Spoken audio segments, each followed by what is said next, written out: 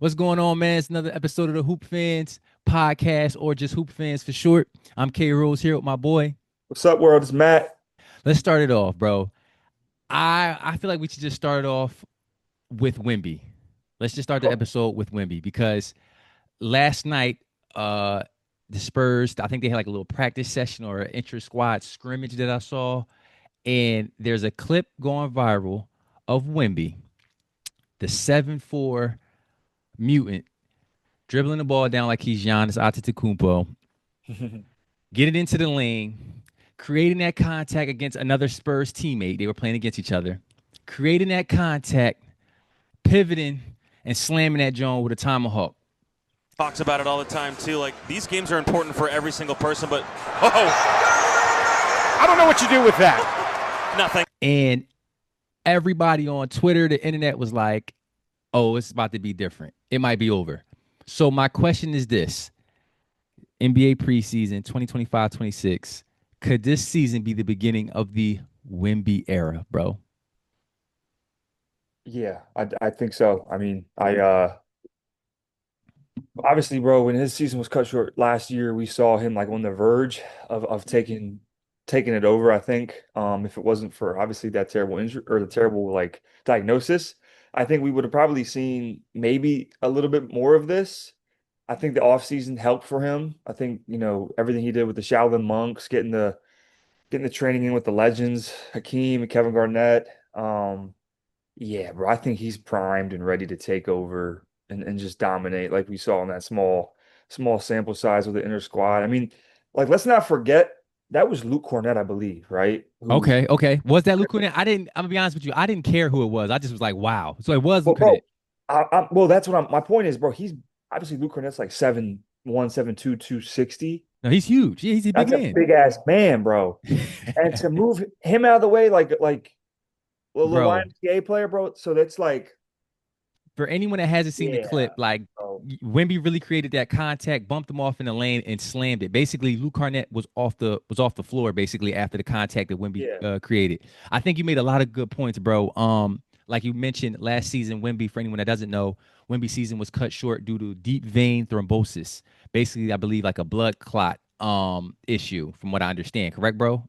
Yeah, Yeah, like yeah. a blood clot issue. Yep. And those can be very scary. We've seen like NBA legend Chris Bosh, his career was cut short due to a blood clot.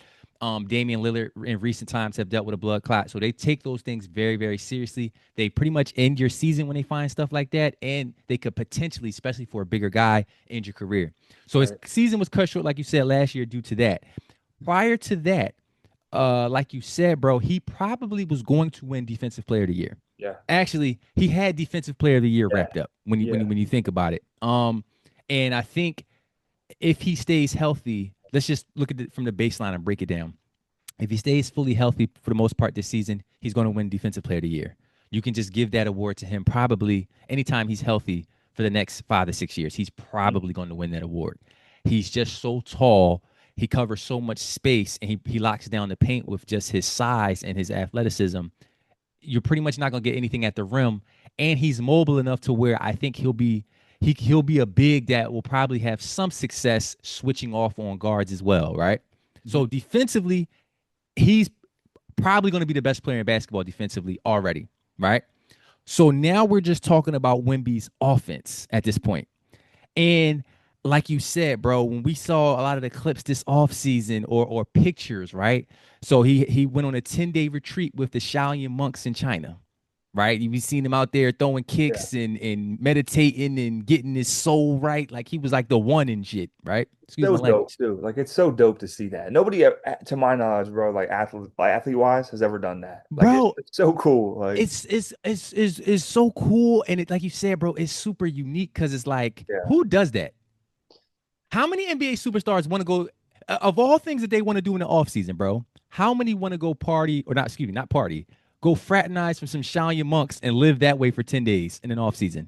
yeah. I mean, none, none. None. Like, Do you think we're gonna see Ant-Man at a Shaolin monk temple? hell no. You see him in Magic City, Magic City, exactly, bro. Like or they trying to have fun in the offseason is what we saying. right? That don't sound like the most fun. Um, So we saw a couple pictures as well with him working out with Hakeem, and we Hmm. saw the pic that everyone loved him working out or speaking with Kevin Garnett. Yeah. And when we seen that Kevin Garnett Wemby picture, it was almost like it's like Yoda and Luke Skywalker. Like any type of mentor, young trainee type of vibe. That's what we get from that. So I'm excited, bro. I'm excited to see what he does this year. I'll ask you this question. Where do you think, like, what will his game evolve into? Like, if you had to, like, who can we compare him to? Well, again, with a guy like him, man, I feel like he's gonna be a hybrid. Like he's a hybrid of like KD, Kareem, like Garnett. Who else? It's Just like just, the ugh. height, I think you gotta like You he's can't like account for the height. I don't think we can account for the height yeah, unless you're that's why talking I about a said Yao Ming. Kareem. You're right, because how like what is the report on his height now? Like They're is saying he he's 7'4". They saying 7'4"? he grew an inch. They're saying he Okay. grew, and it looks like he grew, bro. It looks like he Like grew. Ralph Sampson a little bit, if you want to take a way back. It's Um, just, the point is, bro. You're yeah, naming like that's- think of that type of mixture of players, bro. it's fucking scary, bro. It's Like, scary, but you left out one name though, and on that clip that went viral, bro. This is who he looked like, bro. He looked like Giannis. ooh. He looked like Giannis. And you mentioned it earlier. I don't know why I forgot that. I'm glad you didn't. Yeah, I'm glad you didn't state him yeah. because I don't think that any hoop fan that kind of saw the beginning of his career and you saw his frame, I don't Mhm. think anyone would necessarily say Giannis because now we look at Giannis as he's super big. He's kind of husky. He's Yeah, in the weight room. He put on like 50 pounds of muscle since he's came in the league. So we look at Giannis as like a bigger. We don't look at him as lanky anymore. Like right, Giannis is a right, big dude, a right. strong dude. And from what we've seen in the offseason, it looks like Wemby has put on weight, bro. It looks like he's put on some muscle. So when you Mhm. see him absorb contact, uh bounce a 7 foot, 250 pound man off of him, that's all the strength he's put on this offseason. And Yeah, that's why if he starts acting like Giannis out there, bro, it's a wrap, man. Because with he's got more touch. yes, He's got more fluidity. yes. So if yeah, dude, that's He's got a jump shot. you're right. And the league is in for a rude awakening, man. If like you said, dude, just clear out the next 5, 6 years for that defense. But if he starts to bully people on the offensive end like Giannis or like a Shaq or And shoot like KD. it's he we might be looking at. And I remember you said this a couple years ago. He after his rookie year, you're like he might be the greatest player at some point. No, no, no. Yeah, he has GOAT potential, Like bro. he does. And I don't know, man. I feel like it gets a little bit more believable, and people can start to see it with plays like that. It's not like far-fetched anymore. And I think to wrap it up, bro, I think it's not far fetched at all because he just has so many attributes and skill sets, and he's Yeah. gifted. He's gifted. And you talked about it a little bit earlier, his mindset, bro. Yeah. Like there's no one, he seems to have that type of Kobe slash Phil Jackson slash Kareem. They said he was like that back in the day where Right. he seems to be a student of life and not just a student of basketball, right? Right. Yeah. So when he's out there and he's in a 10-day retreat with Shaolin monks, he's throwing chess events where he's playing chess. He seems to have a love for life, and he's Right. taking all of that lived experience and pouring it into his craft.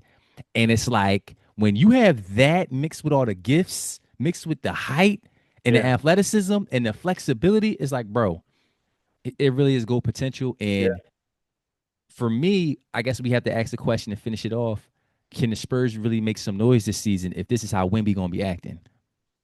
Yeah. I mean, they have the right pieces. They have yeah, I like their chances, man, of doing some things. Now, I don't think anyone's, you know, putting them as a contender or a team to like make it far in the playoffs, but I think they could be a sleeper, man, because De'Aaron Fox, they obviously got Stephon Castle and Devin Vassell and the new boy, what's his name, Carter Bryant. Carter Bryant, yes, I yes, know yes. you're pretty high on Carter, man. So I like them, man. I think they're obviously very young. Um, They got a nice young coach. Dude, I think they could do some things, especially in the regular season. They're going to turn some heads, I think, for sure. I think so too, because I think the organization is ready to take that leap. Like Yeah, I think they're tired of being in that lottery or you know what I right, mean, in that non-playoff bracket. I think they're definitely going to be a playoff team, even though the Western Conference is loaded. Like it's right. going to be a bloodbath in the West. But I agree, they have a lot of different pieces. I didn't even realize they still had Devin Vassell. So when you have Devin Vassell, who was coming off an off year last season, Hmm. Wemby, De'Aaron Fox as the newcomer guard really has a full season under him. Right. Um, with Carter Bryant and someone else that I'm missing. Castle. Castle, and Dylan Harper. Like we can name a couple Ooh, people. yeah, They yeah, just yeah, drafted Dylan yeah, Harper with the second yeah. pick, so they have a nice nucleus. Athletic. They're athletic and they're young. Yeah. They're young, which is what you're kind of going to need probably to get through the season and withstand injuries, right? Hmm. Um, so I think they can definitely make some noise. I probably have them as a playoff team, maybe first round, possibly second round. I don't know if I could probably pencil them in anything further than maybe a good chance to make the second round. Um, so we'll see. Now, off of that, since we were talking about the Spurs, let's talk about the preseason, bro. Yeah. In your opinion, from what you've seen so far, what teams look good so far? Oh man. Nuggets. I watched the Nuggets Timberwolves game a little bit yesterday. Okay, Um, what you see? Bruce Brown, man. I like Bruce Brown. I like what he's bringing to the table. It got a little chippy with him and Jokic. Well, Gobert and Jokic, excuse me. So there's no love lost, man, with those two teams.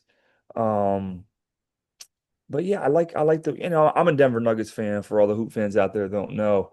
So that's my team I'm paying attention to just regularly throughout the season, playoffs and all that.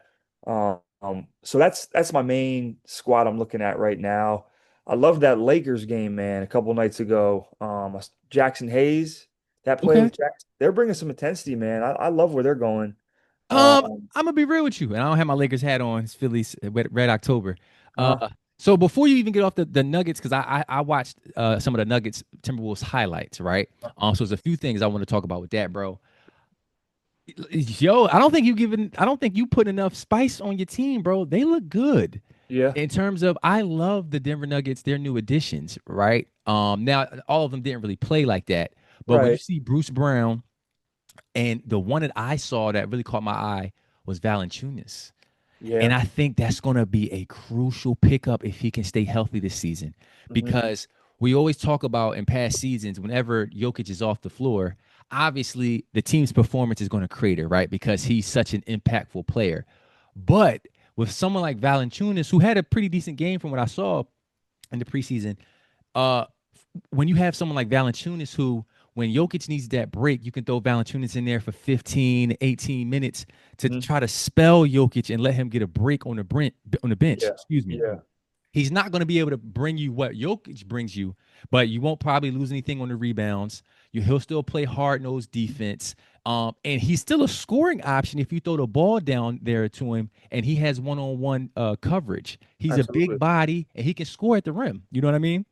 Yeah, no, I think that was one of their biggest glaring holes on that team. Like they had DeAndre Jordan for the past couple years kind of bringing some minutes off the bench, but never a guy that could do the things that Valanciunas is doing. Now, granted, his game's a little awkward sometimes, but he's a Yeah, body, man. He's a presence the and he can body. score, you're right.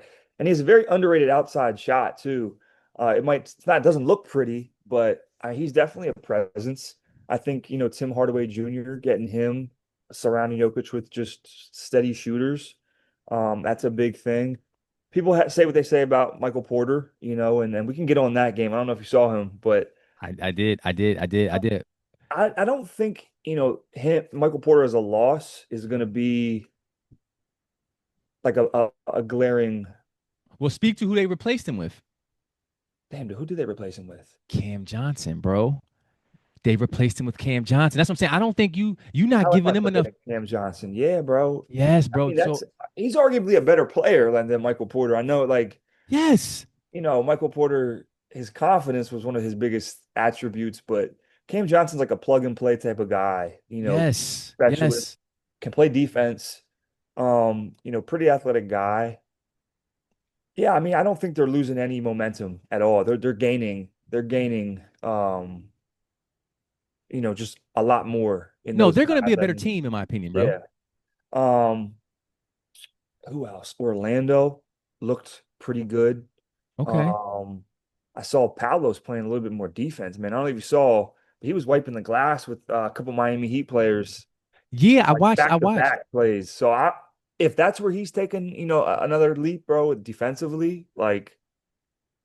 But I know you like Orlando a little bit, so you had a couple, Yeah, big big names that they got. yeah. I think so. So, like you said, bro, it's a few things first, right? Because I definitely wanted to. So the Denver Nuggets, right? I wanted to say that they've improved their team dramatically. So that's one of the Yeah, teams I also saw where I was like, they're going to be a much better team this season, and they're going to be contenders with the pieces they've brought back, and I think with an off season of rest for everybody, right? With an earlier loss in the playoffs for them last season.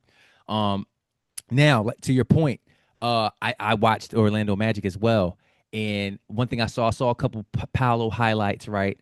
hmm Um, and I think the biggest thing with that team for me is their off-season addition of Desmond Bain, huge. right?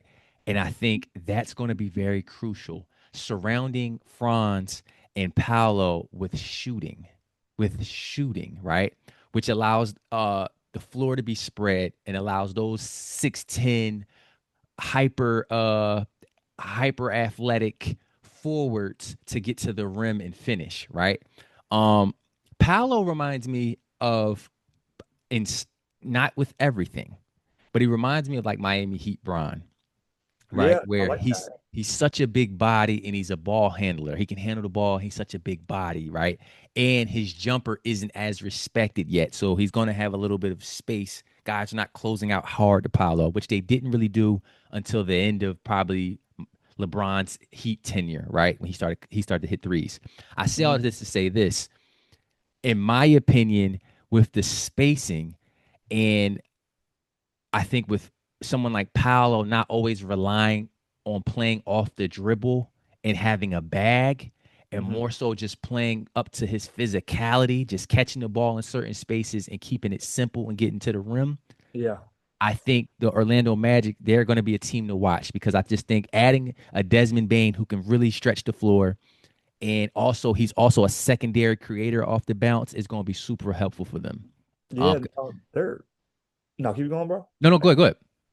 I was gonna say they're a team that I feel like is just really nobody's giving them I feel like enough credit for kind of taking the leaps they have in the past 3, 4 years. Um, they had a young guy, was it Anthony Black, who was pretty good last season for them. So they have pieces, you know what I mean? They have a good, solid nucleus. I don't think anybody expects them to do like they expect them to be a playoff team, but kind of to the tune of like San Antonio out west. I think that they're a similar team, if that makes sense, just with a young core, um, big team, a team that can do a lot of things. They're just young. The experience isn't there yet. So I think that you're spot on though with the comparison about, Heat LeBron and Paolo just kind of with their bodies and what they're able to do right now, and what the defense is giving them. Um, so it's definitely gonna be interesting, man. But who's another team that maybe you think that can make some noise but isn't getting enough credit? Another team that can make some noise but isn't getting enough credit.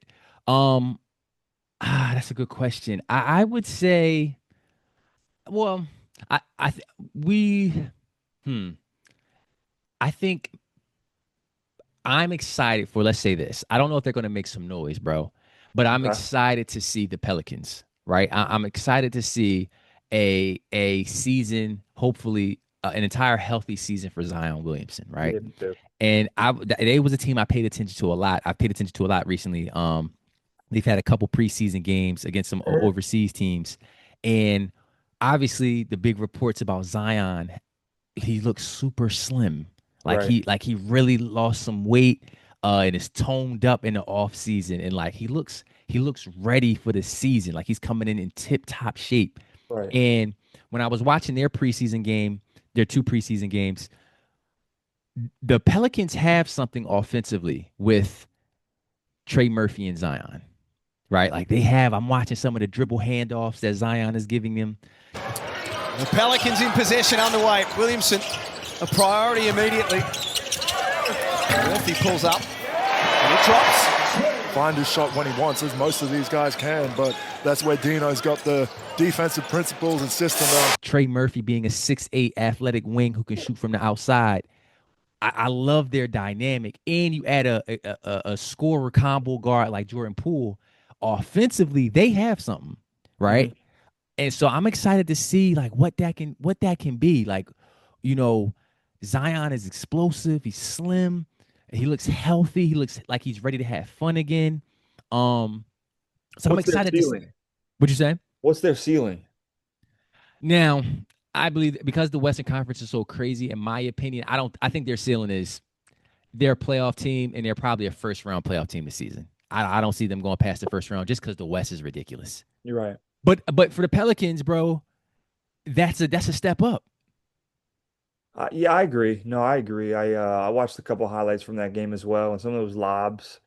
They're like a good two-man tandem. It's like it's not something I saw coming, but it makes sense if that makes sense. Like they've had a couple years together now. Zion's had his battles on and off the court with some certain choice things, but Yep.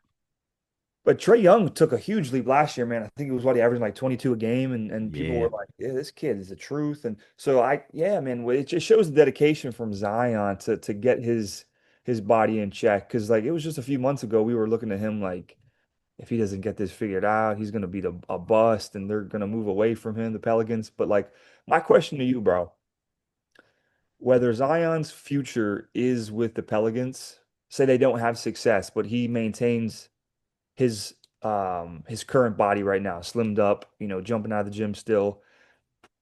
Do you feel like teams, like I said, if he moves on from the Pelicans or vice versa, do you think he would have success with other teams, or do you think that the glaring thing with him is he's a fat dude?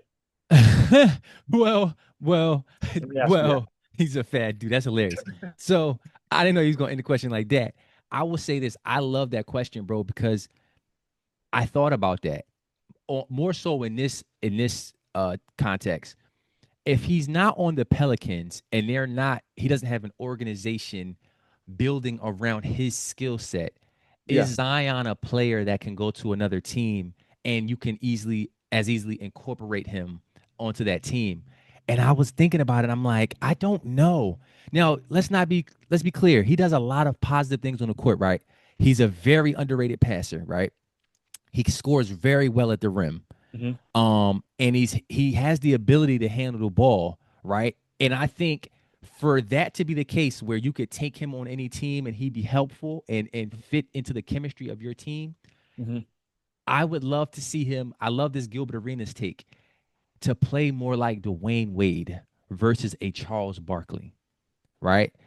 More of a perimeter guy, still has your post stuff, but you just handle the ball more. You're a athletic slasher. You're Right. moving around and handling and passing and creating, hitting the paint, hitting shooters. If he could become more of a Dwayne Wade versus Charles Barkley, then I think we could see him more easily incorporated if the Pelicans move on from him, right? That's a crazy It, name to throw out there that he could be like. bro, when you think about it, he probably weighs about 40 pounds. He's probably like 40 pounds heavier, 30, 40 pounds heavier than Dwayne Wade. But think about it. He's only 6'5". Yeah, Zion's man. only 6'5". I don't know why I always feel like he's taller than that. Like, He's you're not. right. You're right. It just might be the sheer size. I think he's taller, but I want to be clear. When I said fat guy, I'm not calling him fat, but I feel like GMs and execs behind closed doors, that's what they would say. Like, bro, Yeah, bro. he's a He's fat been guy. overweight. Like, He's been overweight. we see the progress, hoop fans. We see it. But yeah, man, like we talked about that a couple years ago when we would see him slashing and weaving out and slicing through traffic. Like he does, like there are times when he turns a corner and it's low to the ground. It is very D Wade like, It's especially D young D Wade. Wade. Like it's just if he doesn't have the mid range, But you got to think about it. D Wade was a unique player in the sense that Yeah. he wasn't like a regular guard. He played out of the post and the mid post a Yes, he lot. did. You know what I'm Yes, he saying? did. And towards the later part of his career, they really took the ball out of D Wade's hands, and he became a back cut, like a cutter Yeah, on the yeah, baseline, and he became like a floater guy. Like if you think about it, he's a very unique player, and I think Zion could kind of do a lot of similar things. yeah. Especially I like when like we saw that. that season, he averaged like 27, and he was like point Zion. Yeah, Like we've seen him play. He can do a lot of, in my opinion, he can do a lot of similar things like D Wade. yeah. Um, but I wanted to say this too, bro, to wrap this up as far as like players we want to see and we're excited to see. You brought up Michael Porter Jr., right? Hmm. And I'm glad you did because a similar player on the Pelicans is Trey Murphy, right? Right. When you think a 6'8", 6'9" shooter, right? The difference I've noticed between a Trey Murphy and what we are probably going to end up seeing with a Michael Porter Jr. on these Brooklyn Nets is ball handling. Right. What I'm Yeah. seeing from Trey Murphy is he's grown as a ball handler and it looks a lot more natural, right? Hmm. Where he's not just a spot up shooter 3 and D guy. He Hmm. can actually put the ball on the floor and make a play a little bit. On the flip side, what I've seen from the game I watched, the preseason game for the Brooklyn Nets with Michael Porter Jr., is that he may have a more expanded role in terms of more shot attempts.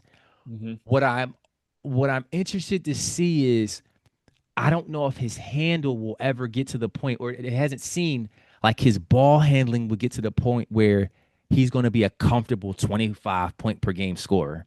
Yeah. No, I agree. I think, dude, that's a credit to his back. I don't think he has, and he's 6'9", 6'10" for sure. And I For just don't sure. think that he has enough mobility. I think what he can do is just have some crazy catch and shoots off pin downs, off screens, whatever. Because that's where like a bulk of his points come from. And I think you're right. Like he just will never develop that, probably because he can't. Yeah. You know what I mean? He doesn't have, he just can't do it. He just physically can't do it. So yeah, I don't expect him to be a 20 point per even a 20 point per game scorer. I'd say 16, 17, 18. So I here's the thing. He's averaged close to 20 with the Nuggets. So Right. I in my opinion, if he's averaging like let's say a 19, 18 with the Nuggets, right? Which he Yeah. has before, I can see it being 21, Really? 22 at the max, at the max. Okay. But the reason I say I preface that is because I think some people who are really still enthralled with his talent, I'm a big Michael Yeah. Porter Jr. fan. I think some people who are still enthralled with his talent, they think there's going to be this big jump because he may be the number one option or the number two option on the Nets. They think he's going to be like a 25 point per game guy. And I don't think, to your credit and to your point, bro, he has enough mobility to be able to do that and score in a variety of ways, like a Yeah. Trey Murphy, what I'm seeing from Trey Murphy, right? Um, so yeah, bro, let's move on though. We're from the Philadelphia area, or we're around the Philadelphia area, Yep. the PA area. Another clip went viral. Talk to me, Mm. bro. VJ Edgecomb. I'm super high on this kid, guys. VJ Edgecomb, excuse me. Um, we're in for a special treat. Like, if you're a Philly fan, um, we this is something I can't say we because I'm not a Sixers fan, but I respect their organization, their history, all that. Super excited for this kid, man. He is uber athletic. Can dribble the ball, can do pretty much everything on the court, in a small sample size we've seen. But that dunk, man, he was about to baptize the defender. I think he took off a little bit too early, and that's the only thing that stopped him from missing that dunk. But what I've seen thus far Back door coming wide open. Edgecomb rising, and he's fouled by. from him, man, is a hybrid of Jimmy and Ant-Man, Jimmy Butler and Anthony Edwards. I think that wherever they move with Embiid, I think the Philly fans can rest well in knowing that they got a great possible duo between Maxey and Edgecomb, especially if Maxey can just switch to the point guard role and have Edgecomb as the shooting guard. Man, I think that they got a mixture, a remedy for some success there, especially in that backcourt, man. So you're saying switch to the point guard role, but what do you mean? What do you mean? Because Maxey has been their point guard. Has he been? Well, you're right. You're right. I just don't look at him as a prototypical, facilitator. I know he's a hell of a scorer. So I kind of just view him as a like a combo guard that's kind of just has no choice but to play the point guard. But if he can play that point guard in a traditional sense, because wasn't Kyle Lowry starting I like think last? he may have. You got to understand the Sixers were so banged up last season that it was so many Sure. different lineups. I look at Maxey as a point guard, and I just think he just fits the prototypical Yeah. point guard of today, where they're basically all scoring guards, right? You just have to be a playmaker. I Yeah, do yeah, think that that's true. Maxey's going to have to continue to work on his reads and come into this season where if defenders are going to put so much attention onto him, and he has a talent like an Edgecomb on the Hmm. perimeter. He's got to be able to make that play, come off the pick and roll. If the paint collapses, he kicks it out to an edge, come for the jump shot. So Hmm. and he's gonna have to do that whenever Paul George comes back as well. Um, True. Yeah. so I think I'm with you though, bro. Everything we've seen from Edgecomb, if you're a Sixers fan, you have to be excited. I mean, like you Yeah. said, the athleticism is eye popping. That's the thing that we're seeing right now. And we saw a lot of that at Baylor. If you watch Baylor at all last season, I think I love his mentality so far. He seems to be someone like that. They're all speaking very positive of him in the media day interviews. He seems to have a good rapport already with a lot of the Sixers players like Maxey.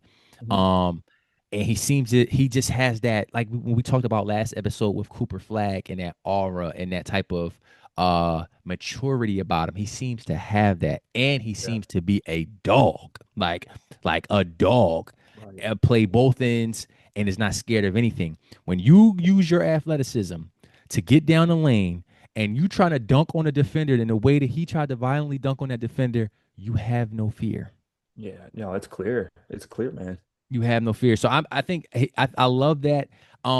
You said something though, bro.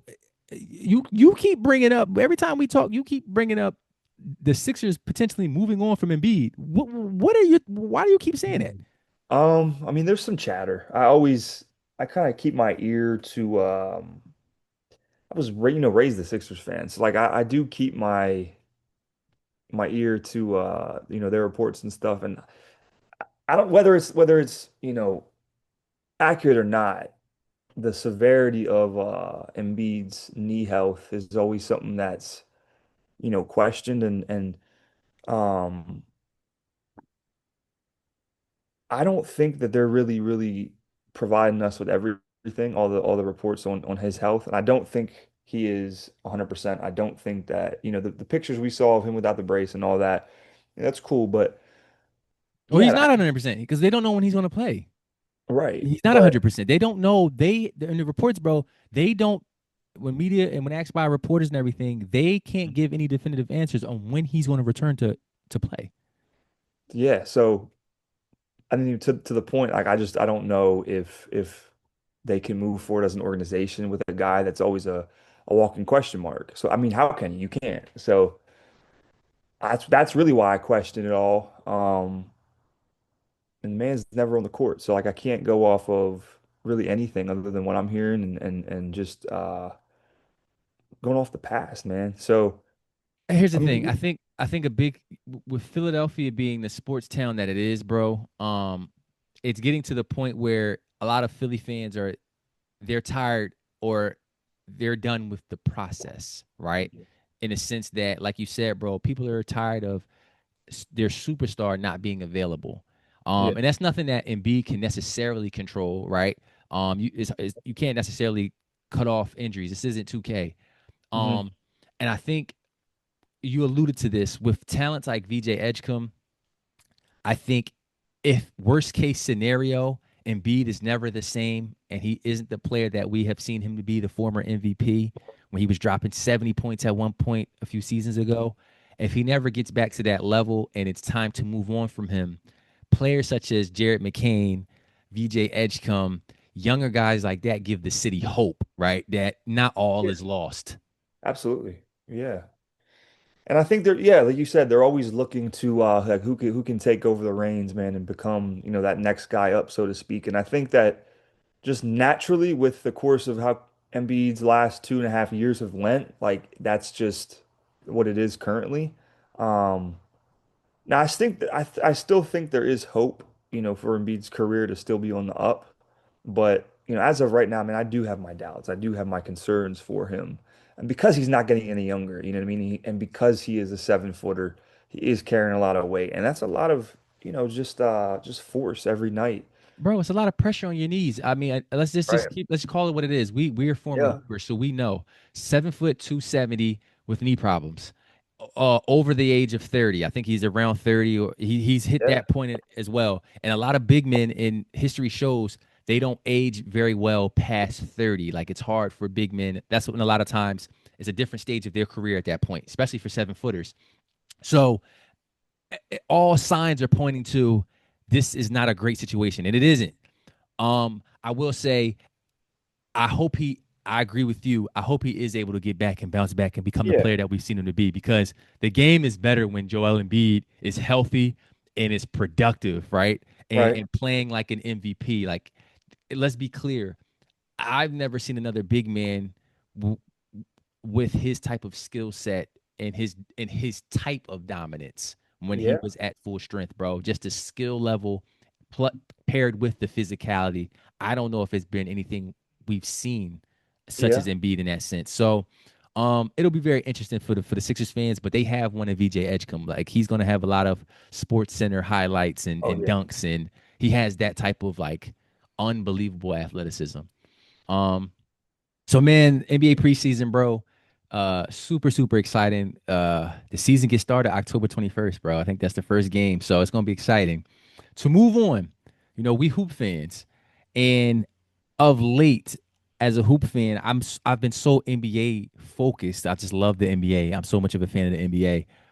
But there's also the WNBA that's popping right now. Hmm. And a topic that you really wanted to speak on, bro. And I would love for you to give me background and explain to me what's going on is Yeah. the situation involving Napheesa Colllier. In a recent interview that I saw that she had, um, explain what's going on, bro. Talk to me about what's happening in the WNBA or what is happening pertaining to the WNBA. Yeah, so this is a topic, man, that I feel very strongly about. Just like you said, hoop fans, we love all facets of the game, and that obviously, we're naturally going to be drawn to, the women's game as much as the men's game, just because we're hoop fans, right? So, and even just from a fundamental standpoint, they're super skilled. That's a different topic, man. I think this certain situation between Napheesa Collier and Kathy Engelbert, the commissioner of the WNBA, has been something behind closed doors that's been kind of like festering a little bit. So for some context, Napheesa Collier plays for the Minnesota Lynx. They just got bounced by the Phoenix Mercury last week, late last week. Napheesa Collier got injured, that left her out of the series. And I think it was actually after they got beaten in that series, she took the liberty to use that platform in that post-game interview on the podium, or I mean on the panel, to dive into some information from an unrivaled league. I think it was behind closed doors meeting with her and Kathy Engelbert. Now, her husband runs that league, I'm pretty sure, the Unrivaled League. I forget his name. It's Alex something. He's a trainer, pretty well-known NBA trainer, but they're married. He runs that league or has, a lot of stake in that league. Um, and the affiliation between that league and the WNBA is pretty high. And what was said, she had said, and she's quoting Kathy Engelbert, that she said about Caitlin Clark.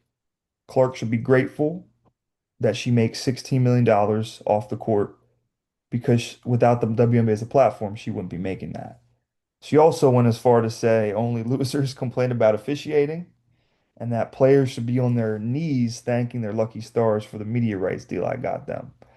Um, so hoop fans, take that, how you want to take it. For Let me me, ask you, what were those comments in response to? Like um, what was being did Nafisa go into detail about what was being said about Caitlin Clark that caused her to say that? Like what yeah, was so she said year after year, the only thing that remains consistent is the lack of accountability from our leaders. She then went to say, well, we have the best players in the world, we have the best fans in the world, but right now we have the worst leadership in the world. So they're not, so historically the WNBA man is undervalues their players. It's been that way for, you know, since the beginning, really. She's 100% spot on. They have the fans. They have, obviously the best women players in the world, but for some reason, the leadership, the execs, they still kind of look at things like women aren't at the forefront of the game right now. Like they don't have a lot of juice, so to speak, with basketball. And you know, when you got a Caitlin Clark, a Paige Beckers, an Angel Reese, Asia Wilson, like when you got these young and up and coming superstars, and you want to cultivate that. You want to make sure that you are doing everything in your power um, to do everything you can to shape that league into what it's supposed to be. And right now it currently is, but it's at the players' expense, right? The players are pushing for everything. And, I would think that these executives would see that, and not then throw it in their face when they say, oh, you should get on your knees for thanking us that we got this media rights deal. Like to me, that's something that should have been in place, for a long time. It shouldn't have taken these female catalysts, exceptional players, like they've had exceptional players. This isn't a new thing. Like it didn't start with Paige Beckers, Angel Reese, and Caitlin Clark. I There's agree. one or Candace Parker. Like they've had years and years and years to get this right. And I think players, especially the women players, are like now's the time to take a stance, and we're fighting for everything. I So agree. I think, but what I will say is, like you said, the issue is that those comments, if they're true, because um, Engelbert, she pushed back against those claims. yeah, She kind of stated, paraphrasing, that some of the reports were inaccurate, right. um, and that she wouldn't say some of those things. Like she kind of, that's what I believe she kind of responded with. And to Mhm. add some more context, there was supposed to be a meeting between Napheesa and Engelbert Yeah. that was canceled by Napheesa recently. So they're kind of, from what reports are saying, their relationship has kind of been pushed beyond repair with Engelbert's response. I say all this to say, in recent times, you got to understand, we're hoop fans. So I feel like there's definitely, just energy wise, I have no numbers to back this, just energy wise, there's a bigger casual viewership of the WNBA. Mhm. And to think or try to dismiss it as anything other than some of the popularity that some of these current players are having is ridiculous. Like uh Caitlin Clark, the Caitlin Clarks, who's my, I don't know why I'm blanking on her name. Uh the big man. Asia?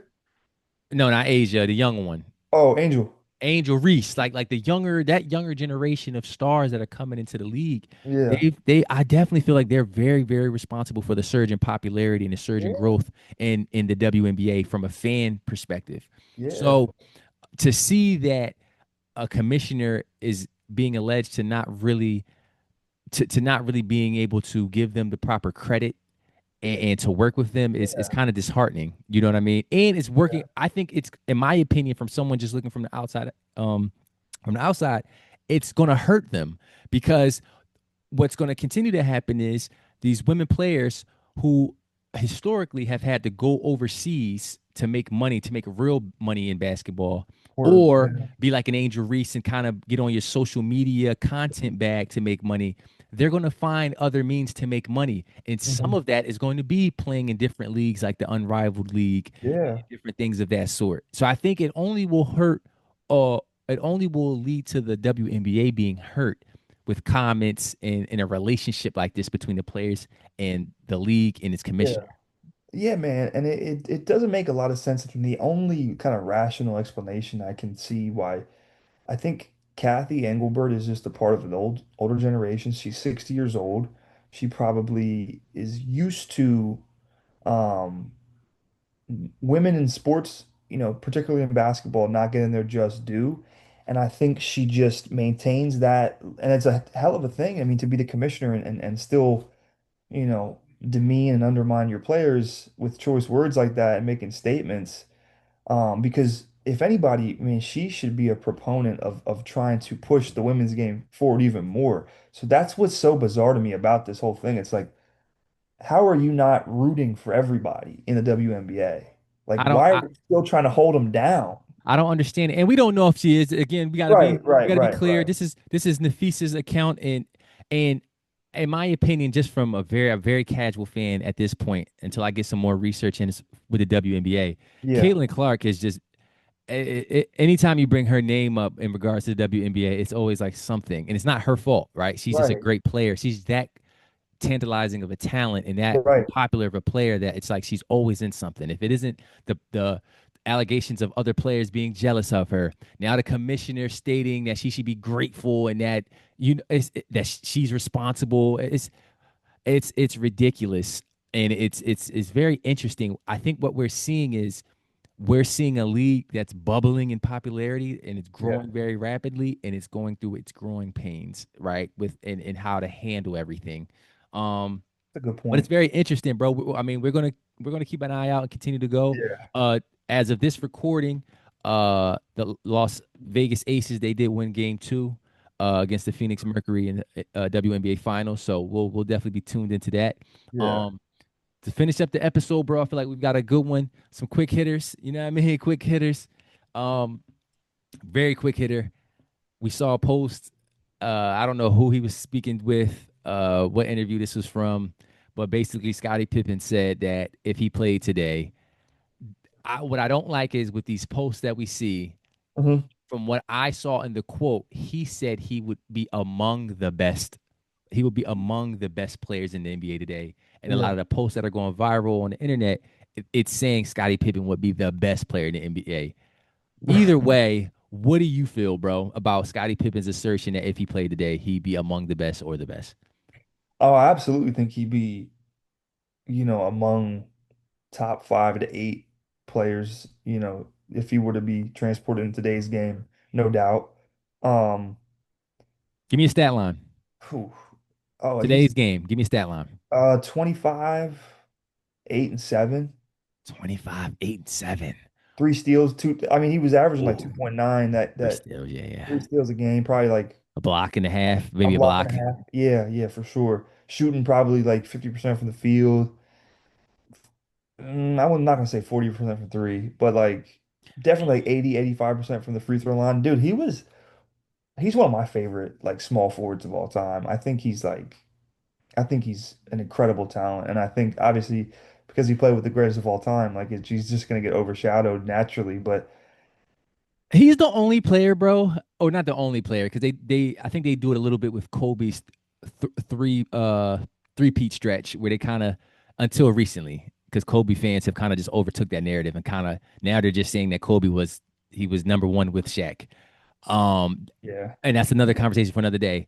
But let's think about it, bro. Scotty was the number 2 option on 6 championship teams. Among those 6 championships, they three-peated twice. And regardless of how who fans from back in the day feel about Scotty, we give Michael all that credit. We give MJ all that credit, right? You three-peated twice, 6 championships. You never lost in the finals. It never even made it to a game 7. mhm, Scottie Pippen was the second option on all those teams. yeah. So Like his greatness can't be disputed. it can't be. He, Go bro, ahead, go ahead.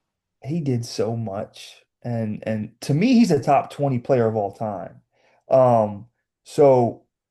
To be a sidekick and to do, you said three-peat twice, he could very easily be, I don't know if he wouldn't be the best player in the NBA, No, no, but and that's why I got to push back, bro. yeah, I love Scotty. but I, man, he was a Hall of Fame sidekick that could do anything. Put Like, him in the game. My stat line, bro, I probably have him for. And let's say we're just taking his game. We're not going to assume that he's going to shoot more threes because, like, we just take what we saw from Scottie Pippen in the yeah, 90s. Number one, all NBA teams today are still looking for Scottie Pippens for the most part. They're yeah, looking for probably more of a scoring Scottie Pippen, but they want players that are very versatile and well rounded, like Scottie Pippen was. He'd be one of the top 5 defenders in the league today. And then you add his scoring, I would say he averages about 18 to 19 Okay. points in the NBA today, I think that gets you a top 20 player at worst. I think that gets you a top 20 player in the NBA today. So with what 300, 400 spots in the NBA, he would be among the best. So I just think the hoopla and the virality of his claim is not crazy, bro. He would be among the best if he played today. Scottie Yeah. Pippen was really good, and he's a Hall of Famer. You know what I mean? Yeah. I think wherever the claim came that he said he would be the best in the NBA, like, And we don't know if he said that. yeah, I don't know where that came from, but I just think that hmm, I think you gotta be a great shooter. Well, you don't have to be a great shooter, but like that was one thing that he wasn't the greatest at. Like his he could shoot, but like it wasn't I think that would be the limiting factor with him being like a consistent. That's why I can't give him 25 points because Yeah, he yeah, wasn't a knockdown shooter in that sense. And he didn't have yeah, to be as much in the 90s. But today, I don't believe I think that's why I probably cap him at probably 20 points because the game is still up and down. I would say 20 points, yeah. 20. I like your stat line, 27 and 27 and 6. I got him. I got him for. And I think that's a top 20 player today, Hmm. you know. Yeah, Um he is such a unique game too. Like I don't really know of any players that come to mind where I can say like, yeah, he's like a Scottie Pippen. Like, I don't off the top of my head, no, because every player that is given the free reign to be a point forward in that sense is looked upon to score a little bit more, right? mhm. I can't off the top of my head think of anyone. I think maybe a Paul George, possibly, but Paul George is very ISO heavy as well Yeah. and more of a scoring type of Kawhi? forward. Or is that No, crazy? I wouldn't even say Kawhi. A lot of people try to bring that up because of defensive abilities. In Yeah, my opinion, Kawhi, the offense is beyond Scotty's. And it's the same with Paul George probably too. The yeah. offense is just beyond Scotty. Scotty's not a ISO off the dribble guy. No, he wasn't. He was a wiry athlete that like got a bunch of points from like playing passing lanes, getting steals on the fast break, Steals, like just fast break, post up running. maybe, Like, yeah, yeah, post up mid range, couple mid range jumper, and maybe one or two off the bounce three every once in a yeah. while, but nothing where it was ISO heavy and he had a bag. You wouldn't say Scottie Pippen had a bag at all. No. But I do think even with all that being said, top 20 player in my opinion, if you put him today, he is basically the prototype for all the forwards in the league today. You got to be well Yeah, versatile. Lastly, I just thought this was interesting. Speaking of like old players from the 80s and 90s, AD has to wear specialized goggles. So we're about to see for the rest of his career, he has to wear specialized goggles for some injuries to his eye. yeah, Um, I just thought it was interesting because we're going to see him kind of in his. From what I see, they're not like the big. I won't say goggles. They look like glasses. If I'm sure. So we might see him in his Kareem era in terms of just like having to wear eyewear to protect his eyes. Did you have any thoughts about that? yeah, I can see people not liking it because it doesn't look attractive on the court. And what I mean by that is like they might not take it seriously. They might be like, "Oh, he's wearing goggles now." Like, And I'll be clear, I don't know if they're the goggles too, because when I saw in practice, they were kind of like yeah, they were the small joints. You know, yeah, you got the small swim joints, not the big yes, joints that Kareem got. I think his joints are bro. smaller, so he might look cooler. I hope because the only time I can ever think to myself an NBA player look cool in goggles when Amari Stoudemire wore them, I was like, that's pretty dope.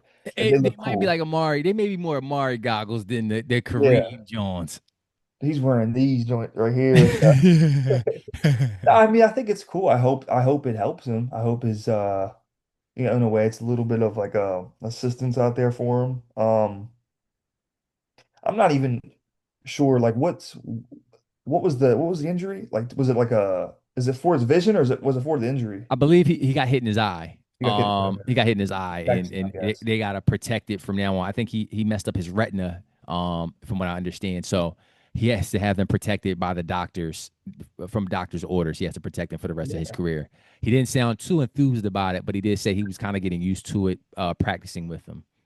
I hope it's like a new era for him. Like Goggle AD is like Yeah. You know what I mean? That's a Like, good point. We'll always yeah. visualize that Mavericks, goggles, AD. Yes. If he has some type of success, I Yeah. don't know. We might be in 10 years, on the internet, goggles AD. Remember when goggles AD, like, you know how they do untucked jersey, Yeah. was it Kyrie. Kyrie, untucked jersey, Yeah. Kyrie, Mask.